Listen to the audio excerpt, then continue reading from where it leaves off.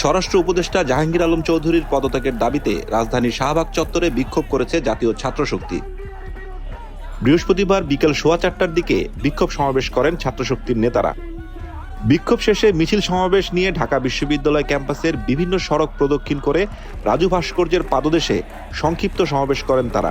জুলাই বিপ্লব পরবর্তী সময়ে এই রাষ্ট্রকে অস্থিতিশীল করার জন্য বিভিন্ন চক্র বিভিন্ন সময় নানা ধরনের ভূমিকা রেখেছে, কিন্তু ইন্টারিমের যে স্বরাষ্ট্র উপদেষ্টা আছে তিনি তার পদে থেকে পুরোপুরি ব্যর্থ হয়েছে আমরা মনে করছি। সমাবেশ শেষে স্বরাষ্ট্র উপদেষ্টার কুশপুত্তলিকা দাহ করা হয়। আগুন জ্বালাও একসাথে, আগুন জ্বালাও একসাথে, জাহাঙ্গীরের গতিতে আগুন জ্বালাও একসাথে, জাহাঙ্গীরের গতিতে আগুন জ্বালাও একসাথে।